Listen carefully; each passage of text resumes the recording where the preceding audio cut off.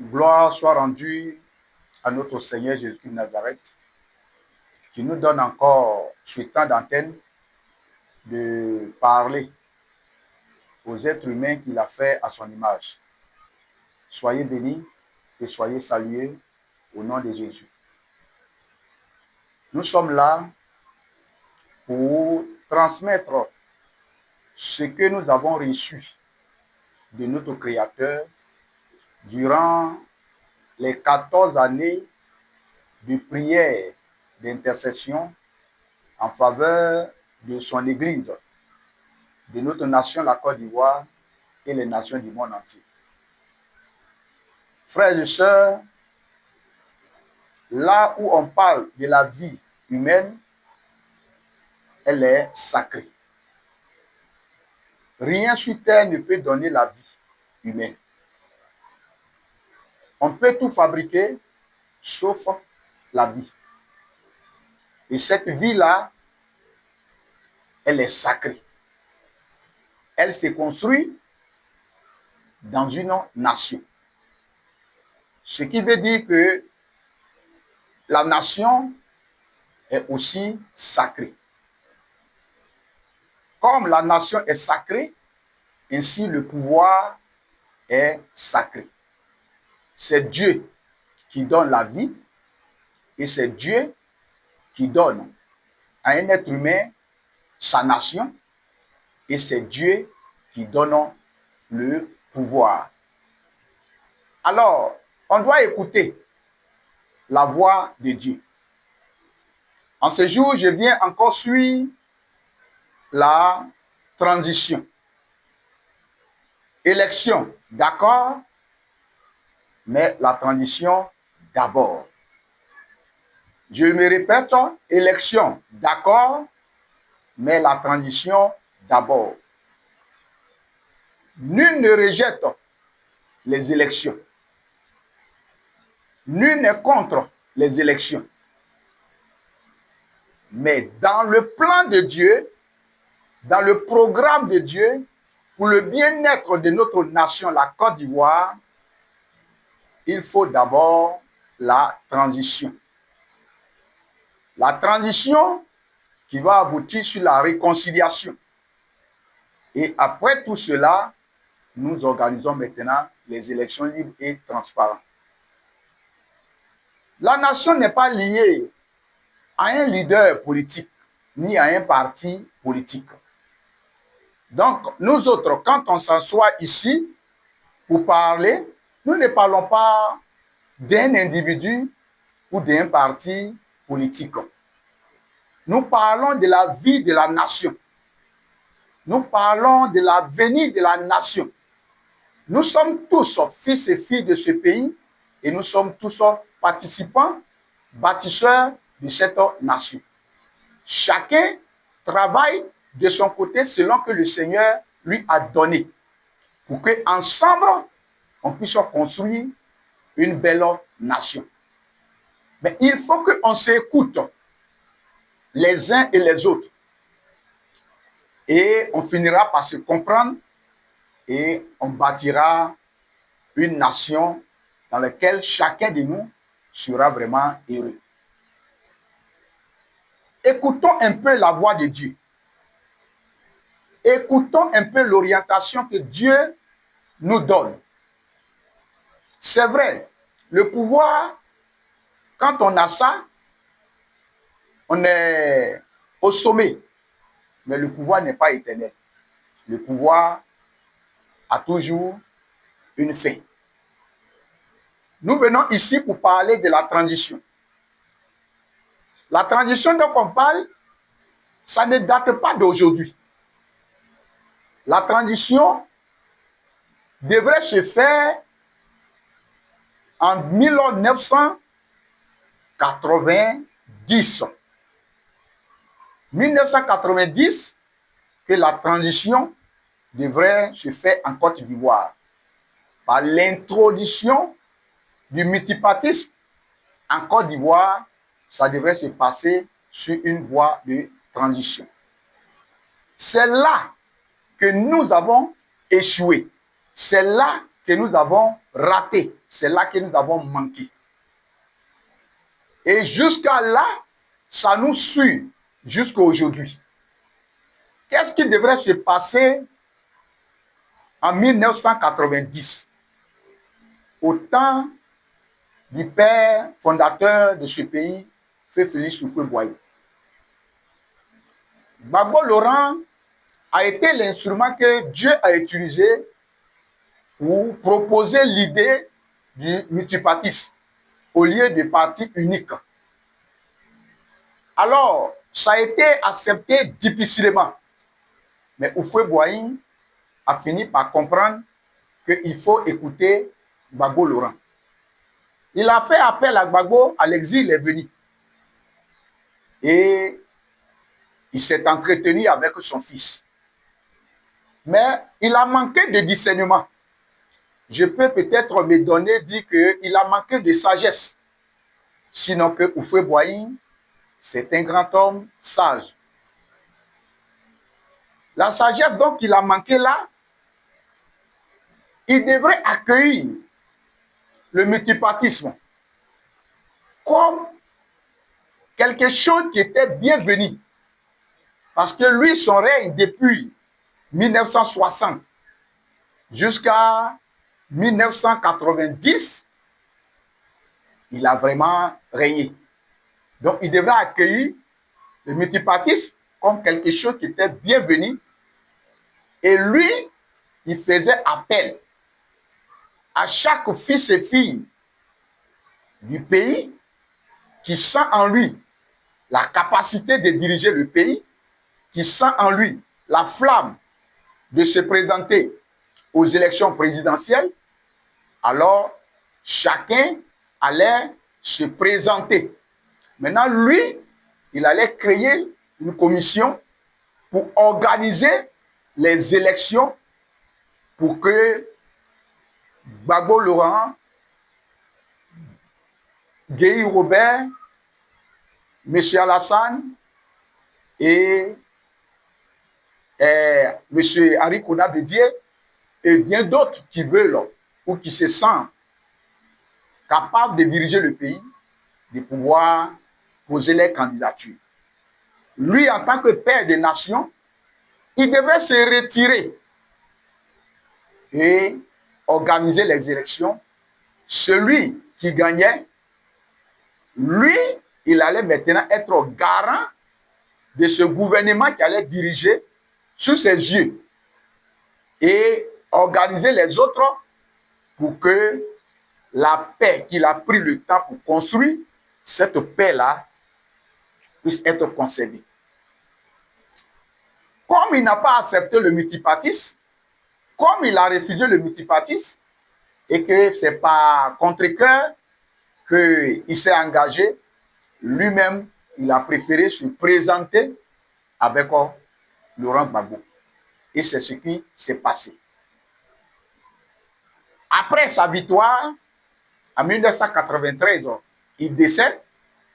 C'est là que tout est parti. En 1995, au lieu que ce soit élection de Bédié, ça devrait se passer par la transition.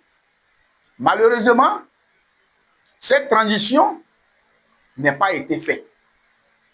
Et nous sommes passés sur ça.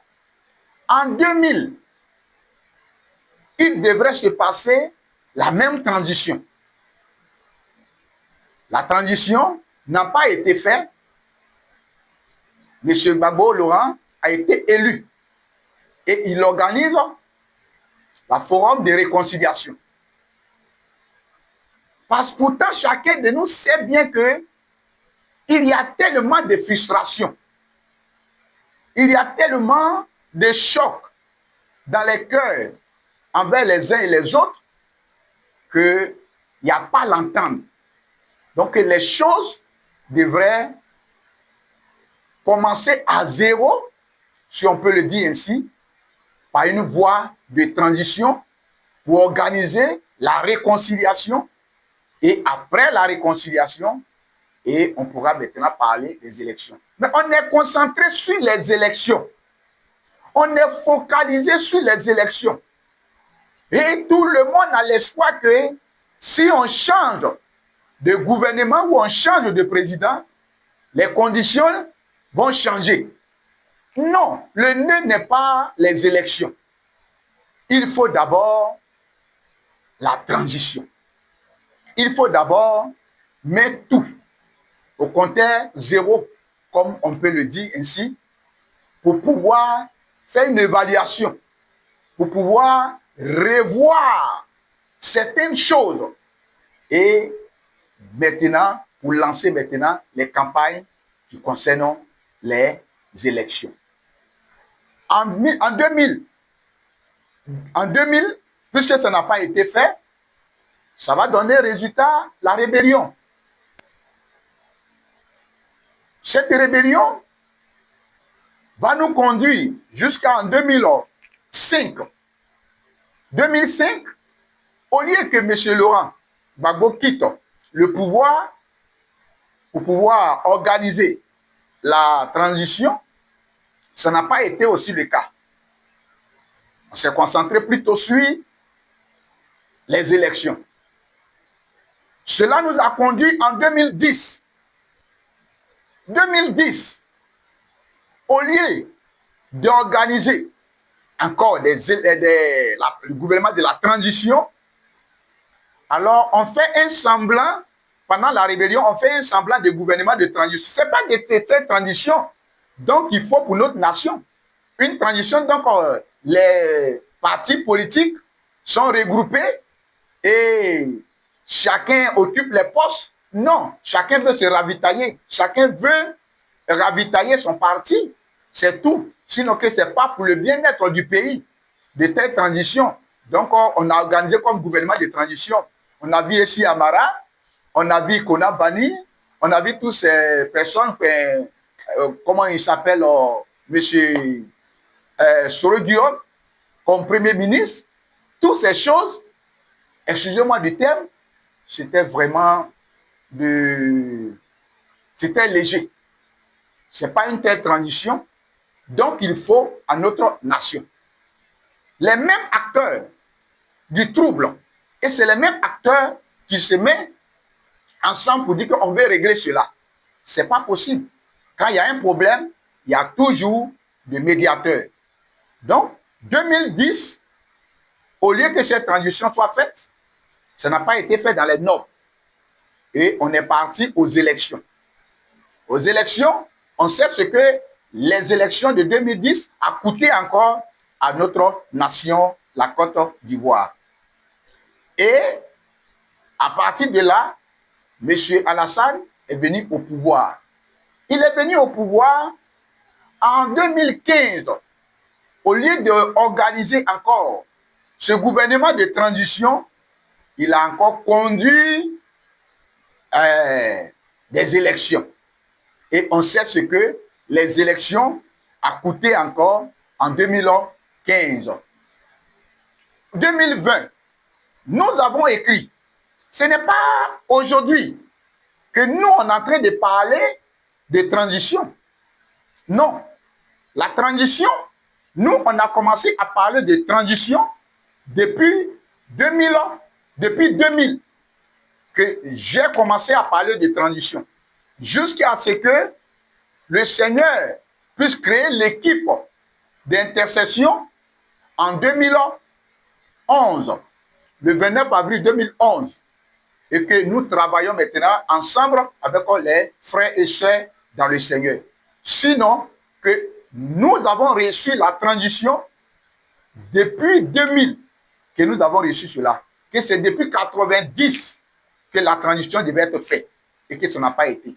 Donc, la transition ne vise pas un leader politique, ni un programme politique, ni un parti politique. Loin de là.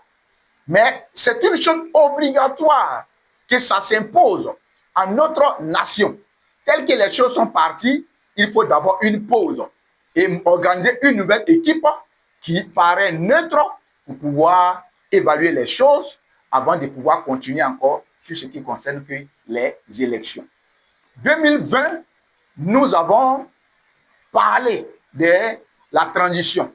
On a écrit des livres sur la transition.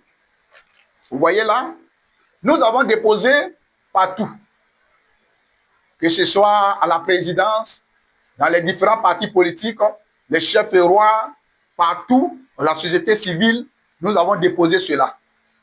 On a parlé, mais l'ambition d'être à la tête du pays, l'ambition de parvenir au pouvoir, c'est tellement extrême. Excusez-moi de m'exprimer ainsi. C'est tellement extrême dans le cœur de nos guides, de nos leaders politiques. Ça fait que même ils perdent même la raison. Ces grands hommes, ils perdent la raison à cause de l'ambition de venir à la tête du pays. Malgré la peur qui s'empare à la population, ça ne leur dit rien. Malgré la panique de la population, ça ne leur dit rien. Quand on essaie de parler, chacun pense que on ne veut pas qu'il vienne au pouvoir, c'est pourquoi on va contre lui. Non, nous ne sommes pas en train de parler d'un leader politique, nous ne sommes pas en train de parler d'un parti politique, nous ne sommes pas en train de parler d'un programme politique. Une nation n'est pas liée à un leader politique ni à un parti politique. C'est l'ensemble de plusieurs personnes ou de plusieurs peuples qui composent cela.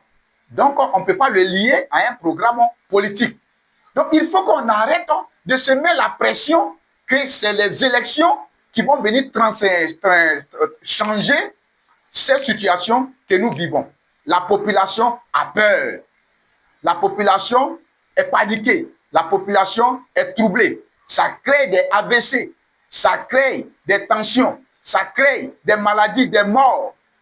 Alors, il faut vraiment que nous essayions d'écouter un peu la voix de la population. Ce n'est pas aujourd'hui, nous on parle de transition. Nous ne parlons pas de transition en 2025 là. La transition s'est imposée à nous depuis 1990 et que nous sommes passés dessus, nous sommes passés jusqu'à ce qu'on arrive là où nous sommes. Ça fait maintenant près de 8 mandats maintenant que nous devrons organiser ce gouvernement de transition et donc nous avons négligé. Comptons maintenant notre mort. Comptons les victimes à chaque fois que nous sautons et que nous nous précipitons sur les élections. Chers frères et sœurs, bien-aimés, chers leaders, les guides religieux, les chefs et rois, les politiciens, membres de société civile, peuple de Dieu, nous vous supplions. Nous vous supplions. Marquons une pause. Écoutons la voix de Dieu. Écoutons la voix du peuple. Le peuple qui crie, le peuple qui pleure, le peuple qui gémit, le peuple qui est paniqué.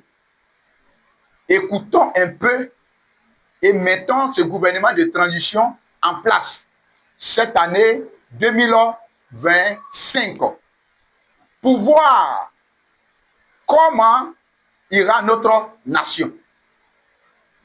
Mettons ce gouvernement de transition en place cette année 2025 pour voir comment ira notre nation. Ne nous précipitons pas pour organiser les élections. Travaillons d'abord nos frustrations. Travaillons d'abord nos incompréhensions. Travaillons d'abord nos chocs. Et après quoi, nous aurons le temps à la tête reposée pour pouvoir organiser les élections. Quelle est cette transition? Comment cette transition doit se passer? Je dois encore l'expliquer. Je l'ai expliqué hier. Aujourd'hui encore, je prends le temps pour l'expliquer. Il ne faudrait pas que des gens commencent à s'organiser entre eux partis politiques, venir encore s'asseoir là excusez-moi pour ce mot, venir encore distraire le peuple. Venir encore pour plaisanter encore. Oui, sur forme de ce qu'on s'est réconcilié en se mettant ensemble. Être ensemble là ne veut pas dire qu'on est d'accord. Être ensemble là, ça ne veut pas dire qu'on a vidé des consensus qui sont dans les cœurs. Donc, il faut une véritable transition. C'est pourquoi on dit élection d'accord, mais transition d'abord. On peut le dire aussi parti politique d'accord, mais la nation d'abord.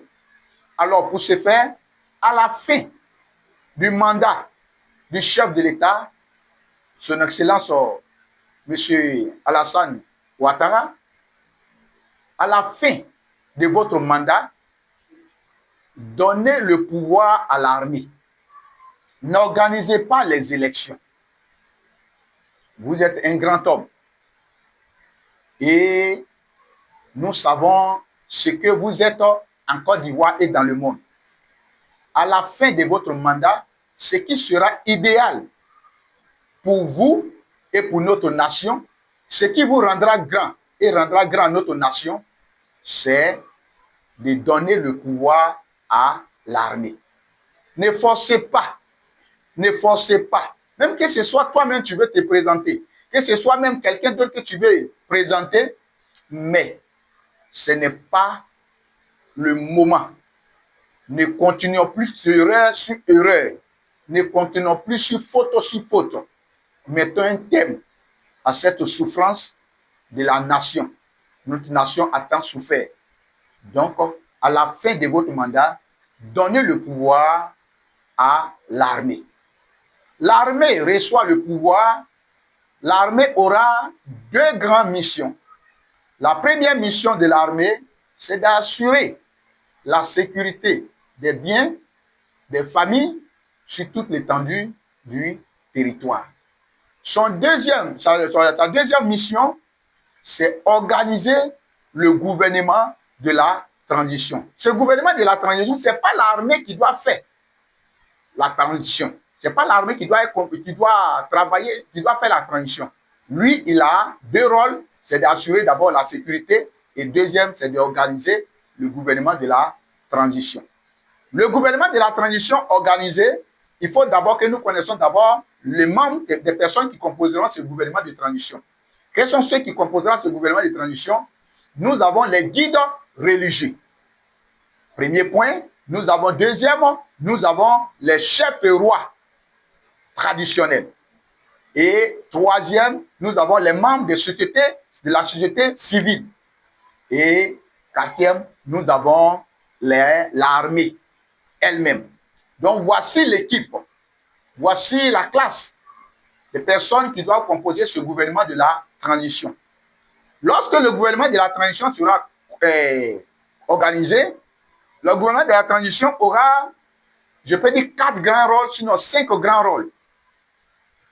Premièrement, il faut d'abord dissoudre toutes les partis politiques.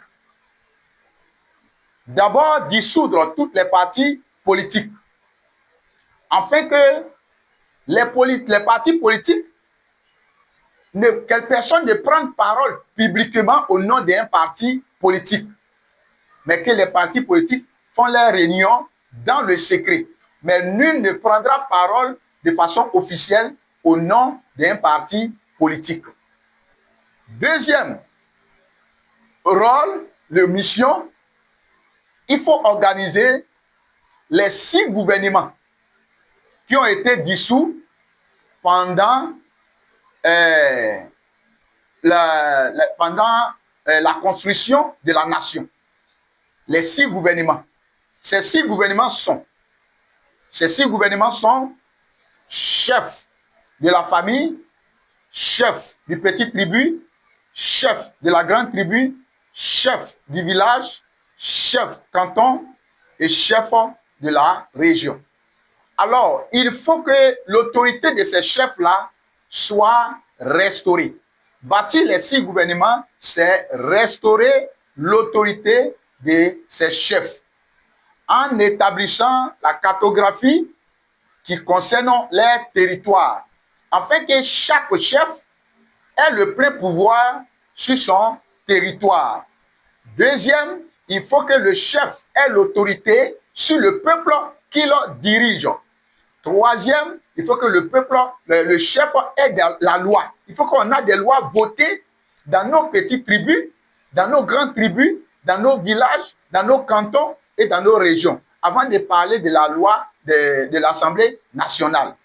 Alors, tant que les chefs, ils n'ont pas ces lois, ils n'ont pas ces trois choses à leur possession, alors ils sont là à titre décoratif. Or, nous savons que la vie humaine est construite, ou la société est construite dans ces 6 gouvernements pour qu'un État soit vraiment solide, pour qu'une nation soit vraiment solide, il faut vraiment la restauration de ces 6 gouvernements.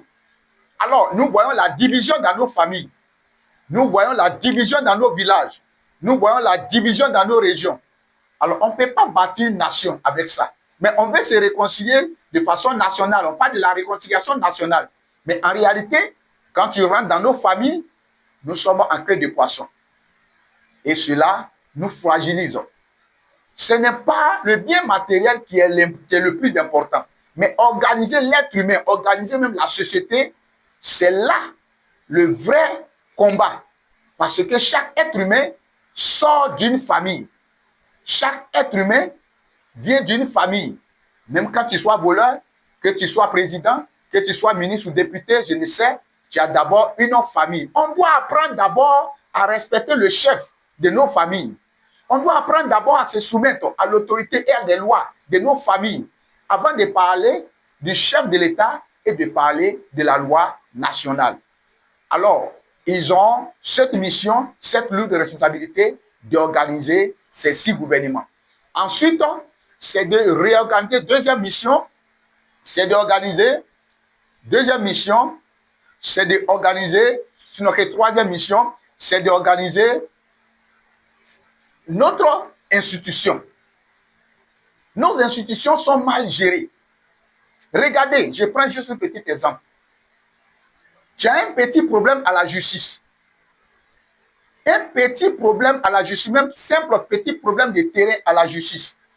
Ça va te prendre au moins 5 ans, 6 ans, 3 ans, 4 ans pour pouvoir obtenir une grosse pour aller vaquer à tes occupations. Regardez comment des procédures sont. Il faut prendre des cieux, il faut prendre un avocat, il faut faire des papiers, toutes ces choses. C'est lent, nos administrations sont lentes. Et nous voyons que le peuple se plaint beaucoup.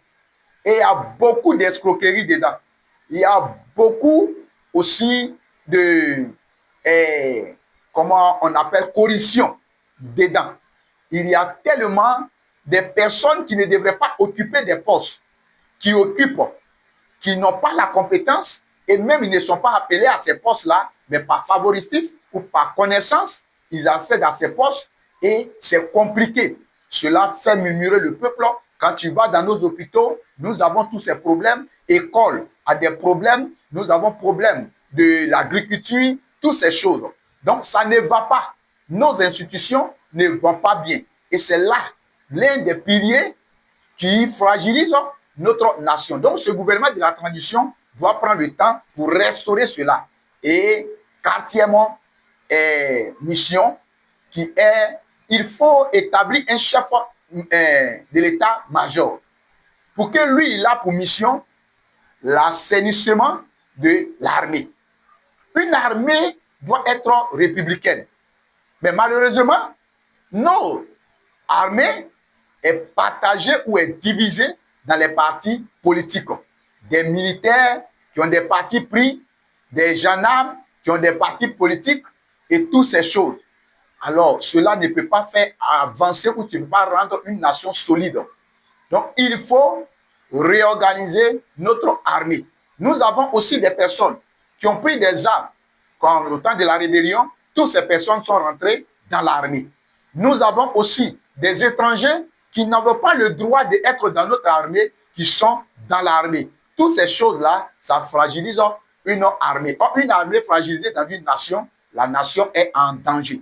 C'est pour cela qu'il nous faut reprendre et réorganiser pour l'armée, pour que ça soit une armée républicaine. Le gouvernement de la transition, 5e mission, qui sera maintenant les coopérations. Une nation ne peut pas vivre sans les autres nations. Une nation ne peut pas être forte sans sa coopération. Donc les coopérations que nous avons ou les relations que nous avons avec les nations, ça doit être une chose sacrée. Aujourd'hui, tout est fragilisé. Le pays colonisateur et les pays frontaliers et les autres pays des autres nations, notre relation est aujourd'hui fragilisée. Donc il faut d'abord établir toutes ces choses. Après d'avoir fini ces 5 missions, alors on fait appel maintenant aux partis politiques. On redonne maintenant le pouvoir aux partis politiques. Et les partis politiques qui seront maintenant préparés selon les nouveaux tests, selon les nouvelles règles électorales, selon les nouvelles règles électorales. Donc il faut maintenant que dans le gouvernement, dans les 6 gouvernements, il y a la chambre, une chambre chargée de s'occuper des partis politiques. Et c'est lui maintenant qui organise les élections. Après avoir organisé les élections, alors le président, celui qui sera élu, il aura désormais 15 ans, c'est-à-dire 3 mandats. Il faut donner 3 mandats à chaque président pour pouvoir diriger. On ne peut pas prendre un mandat pour pouvoir développer une nation. 2 mandats même ne suffit pas. Au minimum, 3 mandats de 5 ans, 5 ans. Mais comment ça va se passer? Chaque 5 années, la 5e année, ce président et son gouvernement, ils doivent rendre compte à la nation. Après avoir rendu compte à la nation, et ils présentent encore les perspectives, et la nation va aux élections ou dans les urnes. Normalement, comme les votes que nous avons l'habitude de faire. Mais cette fois-ci, il n'aura pas d'opposant. Il n'aura pas d'adversaire. Il sera seul vis-à-vis du peuple pour pouvoir peser son travail. Si le peuple a voté qu'il continue son mandat, alors il va continuer. Si le peuple a voté que non, il n'a pas bien travaillé, qu'il ne peut plus continuer son mandat, alors automatiquement, il quitte le pouvoir et on met en place le gouvernement chargé, on met en place l'équipe chargée d'organiser les élections. On met en place le gouvernement de la transition et l'équipe chargée d'organiser les élections. Et on prépare les partis politiques et on élit l'autre président. Maintenant, si le peuple a bien voulu qu'il continue son mandat, alors il fait son 2e mandat. À la fin de son 2e mandat, c'est pareil. Si le peuple a voulu qu'il continue, alors il fait son 3e mandat. Mais à la fin de son 3e mandat, il ne peut plus continuer. Donc alors le gouvernement de la transition prend le pouvoir et maintenant il prépare les partis politiques et il réorganise les élections. Voilà comment le schéma que Dieu nous a révélé, nous a donné, par lequel nous pourrons vraiment bâtir des nations fortes. Parce que dans le programme de Dieu, il y en a 10 gouvernements. Dans le programme de Dieu pour gérer le monde, il y en a 10 gouvernements.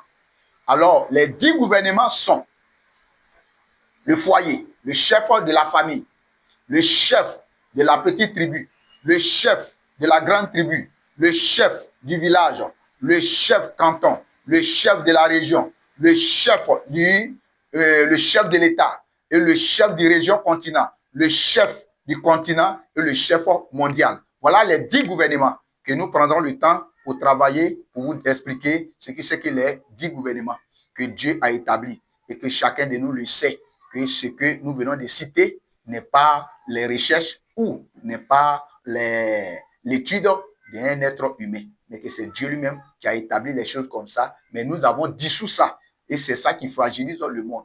Nous vous parlerions de ces 10 gouvernements bientôt. Que Dieu vous bénisse. Voilà ce que Dieu attend de nous et ce qu'il nous faut pour pouvoir trouver la paix. Marquons la pause pour le gouvernement de la transition. C'est pourquoi nous terminons pour dire que Élection, d'accord, mais la transition d'abord. Dieu nous bénisse.